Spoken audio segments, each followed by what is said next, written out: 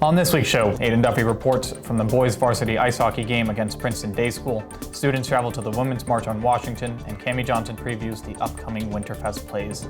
Lawrenceville's 10-minute newscast begins right now. From the studios inside the Lawrenceville School's historic Pop Hall, this is L10 with Ghael, Fobes.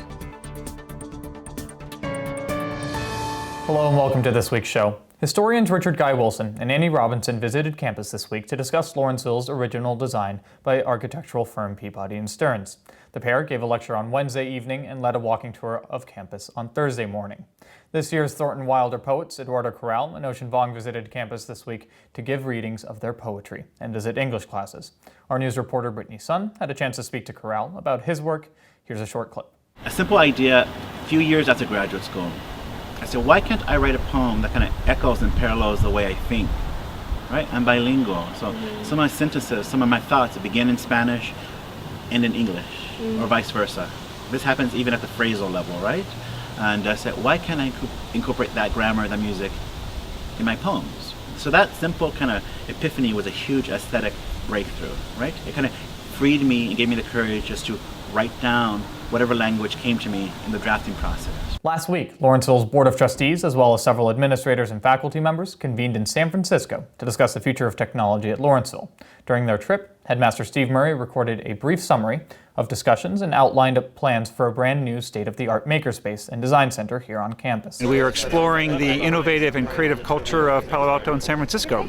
We were at Stanford most of the day yesterday. We had a tremendous luncheon panel with 11 current undergraduates at Stanford who are all Lawrenceville alums.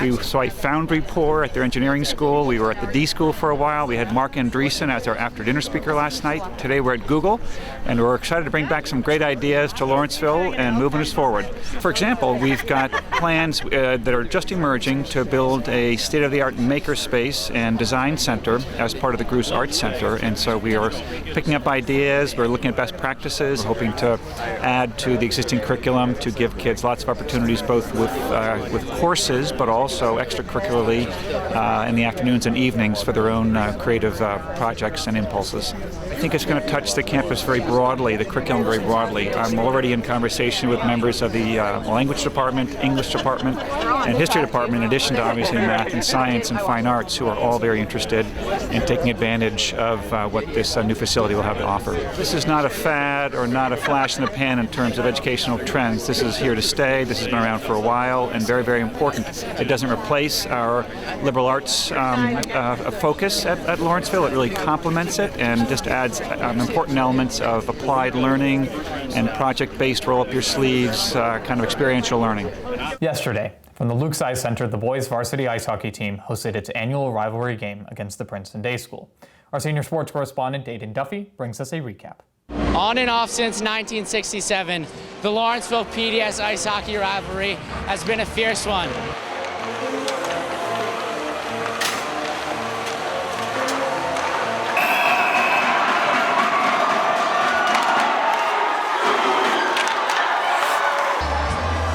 Dog pound leaders Matt, Emma, Katie, and Carlin.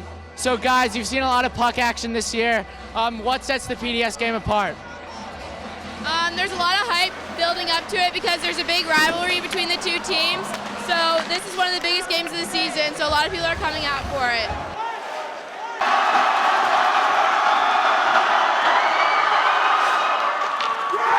I'm here with seniors Steve Bray and Connor McDonough. So guys, really hard fought game today. What was it like coming back and getting the win? It felt really good. After we scored to tie it, I kind of knew that we were going to come back and win it, and then Ryder scored that goal, and it felt really great, especially with the fans in it. It was crazy at the end, just trying to get block shots, just get it out of our zone. It was a wild atmosphere today. Yeah, so you guys mentioned holding a lot of pucks in the zone today. PDS, largely in the first two periods, didn't have those chances. What was it like those first two periods? They have a really good goalie, obviously, Logan Kremsky. We had a lot of scoring chances in that first half, but he held them in the game. And then we finally snuck one by him, and then the rest followed. It seemed like we were just kind of trying to find our edge, and then Steve just like broke the game open for us. We had tons of energy after his goal. It was just sweet.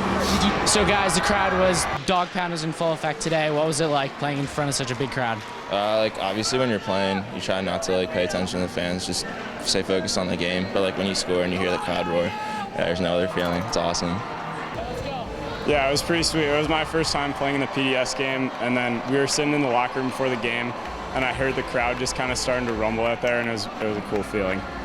I'm here with Coach Bilodeau. So Coach, I guess you could say the mantra of today's game was more pucks, more bodies to the net. 3-1 win. What do you think you took away from this one? Well, you know, we've played a lot of good hockey recently. We've played a lot of good, fast-paced hockey team. We came out flying in the first period.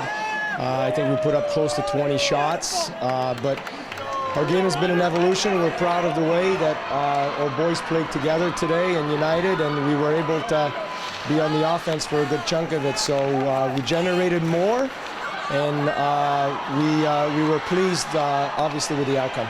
So Coach, obviously PDS a great team this year. What was your approach going into the game? Well, our mindset was plain and simple. We wanted to skate hard early. We wanted to win some races. We wanted to win some battles, and we wanted to move and share the puck effectively, and I think possession ultimately provided a big jump for us in the third period. Yeah, and you mentioned the third period. A lot of guys were saying there's a huge momentum shift. You noticed that in the players? Well, I mean, it was exciting on the bench, obviously. I mean, there was a lot at stake in the game. I think this was a league game. It keeps us in the hunt in the playoffs. We are going to determine our own fate with our final game of the season against LaSalle. But obviously there was a lot of school spirit, and it was nice to be on the other side and see the stands alive.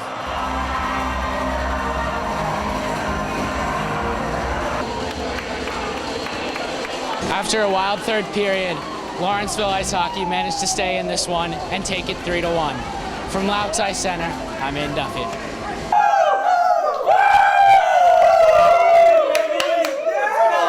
Let's do family on three, boys. Family on three. 1, 2, 3, family! Thank you, Aidan. This past Saturday, 47 students and several faculty members traveled to Washington, D.C. to take part in the Women's March on Washington, following the inauguration of President Donald Trump.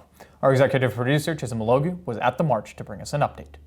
I'm Chisom Ilogu here with 46 other Lawrenceville students here in Washington, D.C., just blocks away from the White House for the Women's March on Washington. This past Saturday, January 21st, 7 faculty members marched along with students from the Robert F. Kennedy Memorial Stadium to the Capitol, then down Constitution Avenue. The students and teachers marched in support of women's reproductive rights, racial equity, and other civil liberties that demonstrators believe may be jeopardized by the election of President Trump. Prior to departure, students met with faculty chaperones to discuss safety precautions and other vital information about the trip. We had the opportunity to speak with the student who started it all. So I'm here with Olivia Brandon, one of the main coordinators of this event. So Olivia, what did it take to plan this? It took a lot. I mean, there's a lot of people coming together and really helping out. It's Redding, Rev, Dean Eldridge, all the chaperones really pulled through. I mean, we started planning this last week, so it's amazing that we have all these students here and all these chaperones helping out. And as you can see, the crowd is very live and excited here. How are you feeling as you march? Honestly, it's amazing. I'm kind of overwhelmed, just a lot of feels going on. But it's really amazing this is, obviously Trump's first day in office, and that this is the showing that's here today in Washington. Not a creepy tweeter! We want a leader! Not a creepy tweeter! I'm here with Dean Eldridge. So Dean Eldridge, why do you think it's important that students participate in events like this? Well, I think that you can either study history or you can take the chance and be part of history. I also think that somebody here today marching on Washington is going to be here later leading in Washington. From the Women's March on Washington, back to you, Ghael. Thank you, Chisom. Lawrenceville's month-long student-led performing arts festival, Winterfest, began tonight. Our arts reporter, Cami Johnson, visited some of the rehearsals to take us behind the scenes. I'm here with Panos Vandras, head of Winterfest. Panos, how did you get involved with Winterfest? So I actually started my sophomore year. I was backstage, and then last year I became assistant head, helping out Connor Dewan, who was the head of Winterfest at the time. I had done freshman Shakespeare and spring dance concert, and then the next year I was invited to be part of the Winterfest tech crew, and I jumped for the opportunity. It kind of shifts as we go along in the year. Initially, after the musical, I'm thinking about director applications, reading through them, choosing what shows are going to be produced, and then I'm meeting with directors kind of to go over rehearsal policies, getting their tech in, so they'll be designing their light and sound cues and their sets and their props, and that all has to go through me and Mr. Cole.